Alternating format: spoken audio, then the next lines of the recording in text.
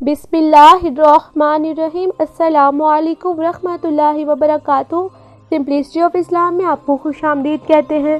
آخر عاشورہ کا دن آ گیا جس میں حضرت حسین رضی اللہ تعالیٰ عنہ اور ان کے ساتھیوں اور ان کے بھائیوں اور بچوں کو شہید کر دیا گیا۔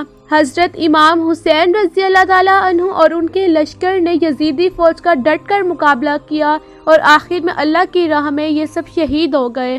حضرت سیدنا امام حسین رضی اللہ تعالیٰ عنہ کا پلڑا بھاری رہا اور یزیدی فوج کو کافی جانی نقصان اٹھانا پڑا۔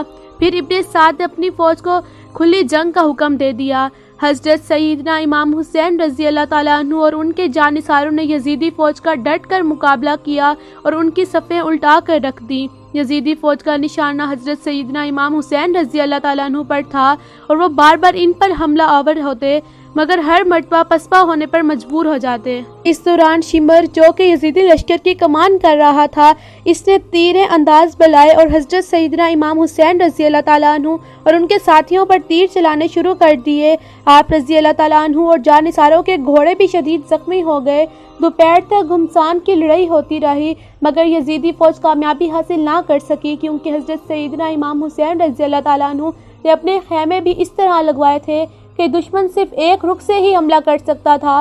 یہ دیکھ کر ابن سعد نے حکم دیا کہ ان کے خیموں کو آگ لگا دی جائے۔ حضرت سیدنا امام حسین رضی اللہ تعالیٰ عنہ نے اس کی یہ تدبیر بھی ناکام بنا دی۔ خیموں کے پیچھے 4-5 آدمیوں کو اس طرح چھپا دیا کہ جو بھی خیموں کو آگ لگانے کے لیے آتا اسے مار دیا جاتا تھا۔ حضرت سیدنا امام حسین رضی اللہ تعالیٰ عنہ کے جانثار مسلسل لڑائی کی وجہ سے تھک رہے تھے اور کئی جانثار اس خونریز لڑائی میں شہید ہو چکے تھے۔ ظہر کی نماز کا وقت ہوا تو آپ رضی اللہ تعالیٰ عنہ نے ظہر کی نماز کے وقت جنگ بندی کی درخواست کی مگر یزیدی لشکر نے آپ رضی اللہ تعالیٰ عنہ کی بات کو ماننے سے انکار کر دیا۔ آپ رضی اللہ تعالیٰ عنہ کے جانثاروں نے تلواروں کی زد میں نماز ظہر ادا کی۔ نماز ظہر کے بعد آپ رضی اللہ تعالیٰ عنہ اپنے ننھے بچے علی اصغر رضی اللہ تعالیٰ عنہ کو لے کر خیمہ سے باہر آئے جس کی زبان پانی نہ ملنے کی وجہ سے خشک ہو رہی تھی۔ اس دوران ایک تیر آیا اور اس معصوم بچے کے حلق میں اتر گیا اور یوں علی اصغر رضی اللہ تعالیٰ عنہ نے جام شہادت نوش فرمایا۔ حضرت سیدنا امام حسین رضی اللہ تعالیٰ عنہ کے تمام جانثار ایک ایک کر کے جام شہادت نوش فرماتے چلے گئے مگر آپ رضی اللہ تعالیٰ عنہ نے پھر بھی اپنی ہمت کو یکجا رکھا اور ایک بار پھر میدان جنگ میں یزیدیوں کو جھن میں واصل کرنے لگے اور کچھ لوگ امام حسین رضی اللہ تعالیٰ عنہ کو تیر مارنے لگے۔ امام حسین رضی اللہ تعالیٰ عنہ کبھی بیویوں کے خیموں کی طرف جاتے کبھی فوج کی طرف جاتے۔ عمر بن سعد اور شمر نے فوج کو 4 حصوں میں تقسیم کر دیا اور کہا جس کے پاس جو بھی چیز ہے وہ دور سے مارے، جس کے پاس نیزہ تھا اس نے نیزہ مارا، جس کے پاس تیر تھا اس نے تیر مارا اور جس کے پاس کچھ نہ تھا اس نے کربلا کی زمین کی گرم مٹی اٹھا کر ان پر پھینکی۔ حضرت حسین رضی اللہ تعالیٰ عنہ کے جسم پر اتنے تیر تھے کہ ان کا جسم نظر نہ آ رہا تھا۔ اتنے میں حضرت حسین رضی اللہ تعالیٰ عنہ زمین پر گر جاتے ہیں اور گھوڑا ان کے ارد گرد گھومنے لگتا ہے تاکہ ان کو تیروں سے بچا سکے۔ امام حسین رضی اللہ تعالیٰ عنہ زمین میں کربلا پر سر رکھ کر اللہ کا شکر ادا کر رہے تھے اور وہاں یزید کے مختلف سپاہی سر کاٹنے کے لیے جب قریب آتے تو دیکھتے حضرت حسین کا چہرہ پورا رسول اکرم صلی اللہ علیہ وآلہ وسلم کی طرح لگ رہا ہے تو چیخ مار کر واپس چلے جاتے۔ اتنے میں شمر کہنے لگا یہ کام مجھ سے ہوگا۔ شمر نے جیسے خنجر گلے پر رکھا اس نے دیکھا کہ امام حسین کے لب ہل رہے ہیں۔ اس نے سوچا کہ حضرت حسین رضی اللہ تعالیٰ عنہ کا پورا خاندان ہم نے قتل کر دیا اور ان کے بچوں کو 3 دن پیاسا رکھا، ہو سکتا ہے امام حسین رضی اللہ تعالیٰ عنہ میں بد دعا دے رہے ہوں۔ شمر نے کان آگے کر کے سنا تو اس نے سنا کہ امام حسین رضی اللہ تعالیٰ عنہ اللہ کا شکر ادا کر رہے ہیں کہ اے اللہ تیرا شکر ہے کہ تو نے مجھ حسین کو اس لیے چنا۔ اتنے میں حسین رضی اللہ تعالیٰ عنہ نے اپنی آنکھ کھولی اور کہا کیا شمر تو نہیں جانتا میں رسول صلی اللہ علیہ وآلہ وسلم کا نواسا ہوں، میں جنت کا سردار ہوں، میں حق پر ہوں اور بے جرم ہوں۔ شمر نے کہا معلوم ہے۔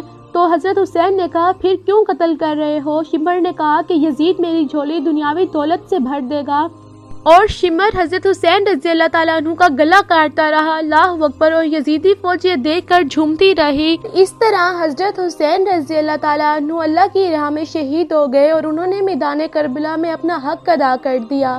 اس کے بعد بی بی سکینہ کو تماچے مارے گئے اور رسول صلی اللہ علیہ وآلہ وسلم کی نواسیوں کے سروں سے چادروں کو کھینچا گیا اور حضرت حسین رضی اللہ تعالیٰ عنہ کے جسم کی توہین کی گئی۔ آپ رضی اللہ تعالیٰ عنہ کے جسم کو کربلا کی گرم زمین پر روندا گیا۔ شمر اور ابن سعد نے سب کی لاشوں کو پامال کیا۔ حضرت سیدنا امام حسین کے سر مبارک کو اتارنے کے علاوہ دیگر کئی شہداء کے بھی سر کاٹ دیے گئے اور ان کے جسم مبارک کو بے غور و کفن چھوڑ دیا گیا۔ حضرت سیدنا امام حسین رضی اللہ تعالیٰ عنہ کے سر مبارک کو خلی بن یزید نیزے پر چڑھا کر اپنے لشکر کے ہمراہ کوفہ کی جانب روانہ ہوا۔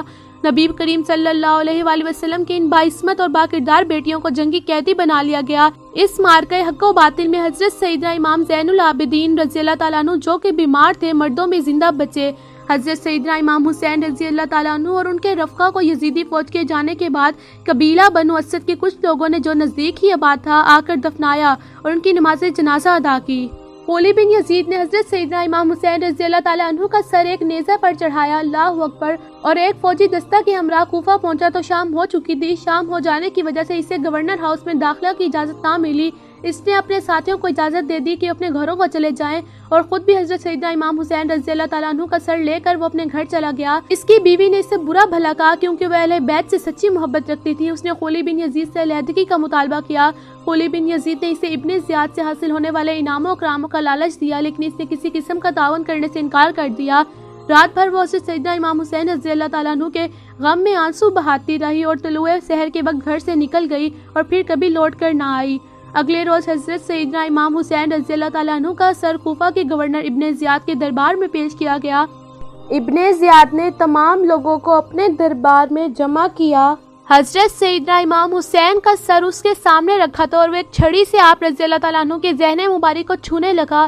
وہاں حضرت زید بن ارقم رضی اللہ تعالیٰ عنہ موجود تھے۔ ان سے یہ برداشت نہ ہو سکا اور وہ کھڑے ہو کر فرمانے لگے کہ چھڑی کو ان پاک ہونٹوں کے اوپر سے ہٹا، قسم ہے اس خدا کی جس کے سوا کوئی عبادت کے لائق نہیں کہ میں نے حضور نبی کریم صلی اللہ علیہ وآلہ وسلم کو ان لبوں پر بوسہ کرتے دیکھا ہے۔ پھر وہ غم کی شدت سے رو پڑے۔ ابن زیاد نے جب حضرت زید بن ارقم رضی اللہ تعالیٰ عنہ کی بات سنی تو کہا کہ اگر تم بوڑھے نہ ہوتے تو میں تمہیں بھی قتل کروا دیتا۔ حضرت زید بن ارقم رضی اللہ تعالیٰ عنہ نے فرمایا کہ اے بدبخت، تو نے حضور نبی کریم صلی اللہ علیہ وآلہ وسلم کے جگر گوشہ کا خیال نہ کیا تو ان کے مقابلے میں میری کیا حیثیت ہے۔ یہ فرما کر آپ رضی اللہ تعالیٰ عنہ وہاں سے چلے گئے اور جاتے ہوئے اہل دربار کو مخاطب کرتے ہوئے فرمایا کہ تم نے حضرت سیدنا فاطمہ الزہرا کے صاحبزادے کو شہید کیا اور مرجانہ کے بیٹے کو اپنا امیر تسلیم کیا۔ یہ تمہارے اچھوں کو قتل کر دے گا اور بروں کو زندہ چھوڑ دے گا۔